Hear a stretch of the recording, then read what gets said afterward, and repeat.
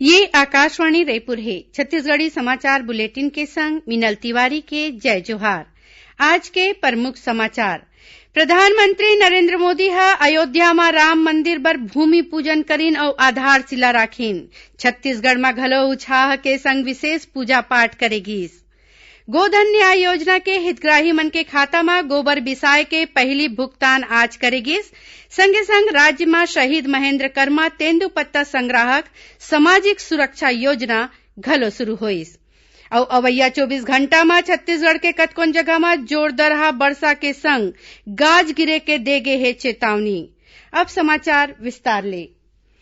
प्रधानमंत्री नरेंद्र मोदी ह कहिन कि भगवान राम जन जन के हवय अउ ओखर आदर्श दुनिया भर के लोगन ल आघु बढ़े बर रद्दा दिखात रही। ओमन अयोध्या म राम मंदिर बनाए बर भूमि पूजन करीन अउ आधारशिला राखीन। एकरे संग अयोध्या म मंदिर बनाए के काम आज ले शुरू होगे।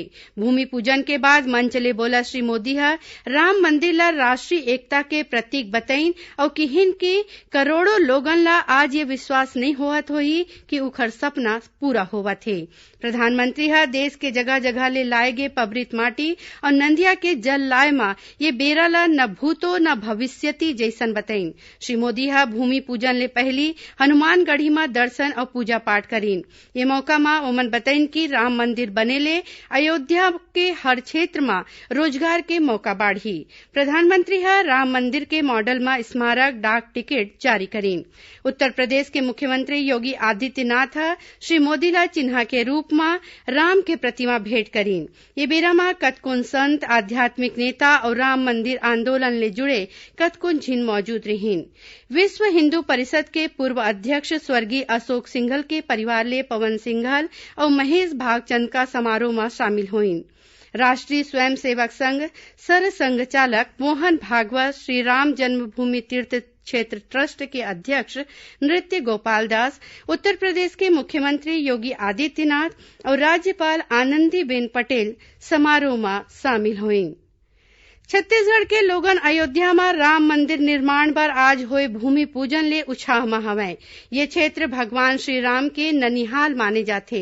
आज अयोध्या में राम मंदिर के आधारशिला बर देश के जौन 200 मंदिर के माटी ला शामिल करे गे हे, ओमा छत्तीसगढ़ के रतनपुर के महामाया मंदिर और राम भगवान के ननिहाल चंदखुरी के कौशल्या माता मंदिर के माटी शामिल हे। राज्य विधानसभा में नेता प्रतिपक्ष धरमलाल कौशिक आज के दिन ला ऐतिहासिक बताइन। ओमन प्रदेशवासी मन ले अपील करीन कि लोगन आज अपन घर में उत्साह के संग दिया जलावें। ये मौका में राजधानी रायपुर के पुरानी बस्ती के प्राचीन दूधाधारी मठ में विशेष पूजा पाठ करेगिस। मंदिर में भगवान राम और माता जानकी के श्रृंगार करेगिस और भजन कीर्तन हुईस। कार्यक्रम में छत्तीसगढ़ गौ सेवा आयोग के अध्यक्ष और मठ के महंत राम सुंदर दास के संग कतकोन साधु संत जनप्रतिनिधि मौजूद रहीन। ऐसने गरियाबंद, धमतरी, राजनांदगांव, कोरिया, मुंगेली, बालोद, दुर्ग समेत प्रदेश भर में पूजा पाठ, महाप्रसादी, महाआरती के कार्यक्रम हुईस। राजनांदगांव नगर निगम में शहर के ऐतिहासिक सरोवर रानी सागर में भगवान राम और माता सीता के नाव में घाट बनाए के घोषणा करे गे हे। ओती राज्य सरकार के राम वन गमन पथ परियोजना में चंदखुरी के माता कौशल्या मंदिर परिसर में सौंदर्यीकरण और विकास काम ये महीना के आखिरी हफ्ता ले शुरू हो जाही। ये काम करीबन 15 करोड़ 75 लाख रुपया के लागत ले करे जाही। गोधन न्याय योजना के हितग्राही मन के खाता में गोबर बिसाए के पहली भुगतान आज करेगी। संगे संग राज्य में शहीद महेन्द्र कर्मा तेंदूपत्ता संग्राहक सामाजिक सुरक्षा योजना घलो शुरू होइस। मुख्यमंत्री भूपेश बघेल अपन निवास कार्यालय में राखे गे कार्यक्रम में गोधन न्याय योजना के पहली चरण में 1 करोड़ 65 लाख रुपया के रकम पशुपालक मन के खाता में भेजिन। गोबर बिसाए के अवैया भुगतान 15 अगस्त के करे जाही। उहे मुख्यमंत्री राज्य में तेंदूपत्ता सकेले के काम में लगे परिवार ला सामाजिक सुरक्षा दे खातिर शहीद महेन्द्र कर्मा के नाम में योजना के शुरुआत करीन, जेमा पंजीकृत संग्राहक परिवार के मुखिया के सामान्य मौत होए में ओखर घर वाले मन ला 2 लाख रुपया के सहायता राशि दे जाही और दुर्घटना ले मौत होए में 2 लाख रुपया उपराहा दे जाही। ये योजना ले प्रदेश के करीबन 12 लाख तेंदूपत्ता सकलैया परिवार ला फायदा मिलही। छत्तीसगढ़ी समाचार बुलेटिन आप मन आकाशवाणी रायपुर ले सुनत हव। छत्तीसगढ़ के खबर ले है आपके वास्ता और खबर के विश्वसनीयता ले है हमर वास्ता। आकाशवाणी समाचार रायपुर के प्रादेशिक समाचार बुलेटिन के संगे संग हमर समसामयिक कार्यक्रम आप रेडियो के संग अपन मोबाइल में घलो सुन सकत हव। आकाशवाणी समाचार फेसबुक, ट्विटर और यूट्यूब में घलो हावय। हमर फेसबुक पेज हरे Chhattisgarh news on AIR, Twitter handle CGAIR news और हमर यूट्यूब चैनल हरे छत्तीसगढ़ AIR न्यूज। तो अब रेडियो के संगे संग आपके मोबाइल के माध्यम ले हम आप तक पहुंचत हन। छत्तीसगढ़ के हर खबर पर सुनत रहो आकाशवाणी समाचार। अब आगू बाढ़न बाचे समाचार डहर।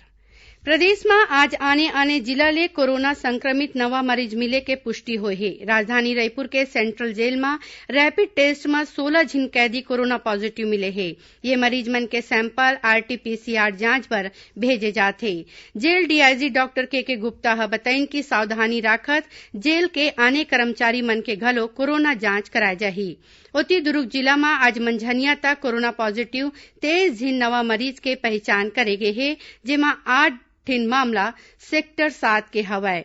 उहें पाछू 24 घंटा में राज्य में 373 नवा कोरोना मरीज मिले हैं, जेमा 156 मरीज रायपुर के हवय।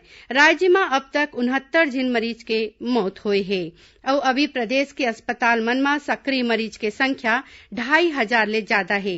काली जौन मरीज मिले हे ओमा 26 ठिन मामला कोंडागांव के है, जेमा CRPF के 25 झिन जवान शामिल है। बस्तर जिला में 9 झिन पॉजिटिव मामला आगू आए हैं। ओती कबीरधाम जिला में काली कोरोना वायरस ले संक्रमित 6 झिन नवा मरीज मिले हैं, जेमा 5 झिन पुलिस कर्मचारी हैं। एकर इलाज कवर्धा के कोविड केयर सेंटर में होवत है। रायपुर जिला में कोरोना संक्रमित मरीज होम आइसोलेशन बर तय करेगे नोडल अधिकारी तीर अपन अर्जी भेज सकें। अपर कलेक्टर विनीत नंदनवार है ये संबंध में जरूरी दिशा निर्देश जारी करे हैं। उमन बताइन कि जिला में होम आइसोलेशन के मंजूरी देबर डॉक्टर मनोज कुमार और डॉक्टर अनिल परसाई ला नोडल अधिकारी बनाए गए हैं।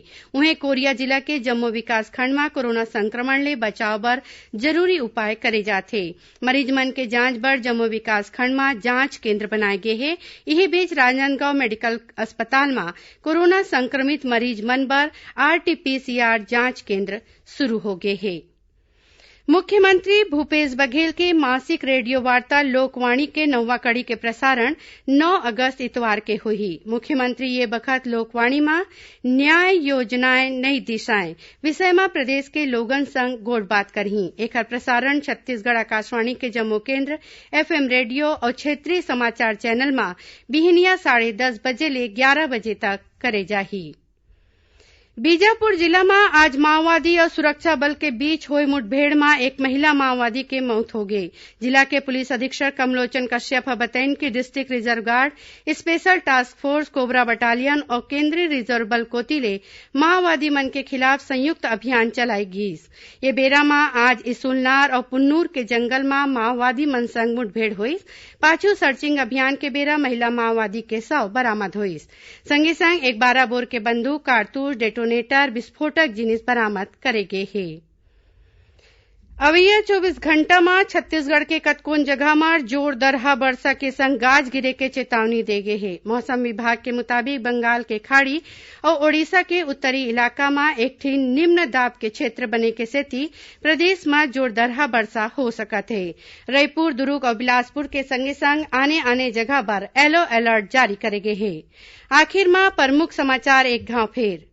प्रधानमंत्री नरेंद्र मोदी ह अयोध्या में राम मंदिर बर भूमि पूजन करीन और आधारशिला राखीन। छत्तीसगढ़ में घलो उत्साह के संग विशेष पूजा पाठ करेगीस। गोधन न्याय योजना के हितग्राही मन के खाता में गोबर बिसाय के पहली भुगतान आज करेगीस। संगे संग राज्य में शहीद महेंद्र कर्मा तेंदुपत्ता संग्राहक सामाजिक सुरक्षा योजना घलो शुरू हुईस। और अवैया 24 घंटा में छत्तीसगढ़ के कतकोन जगह में जोरदार वर्षा के संग गाज गिरे के दे गए है चेतावनी। एकरे संग छत्तीसगढ़ी समाचार बुलेटिन यही सिरावत है। जय जोहार।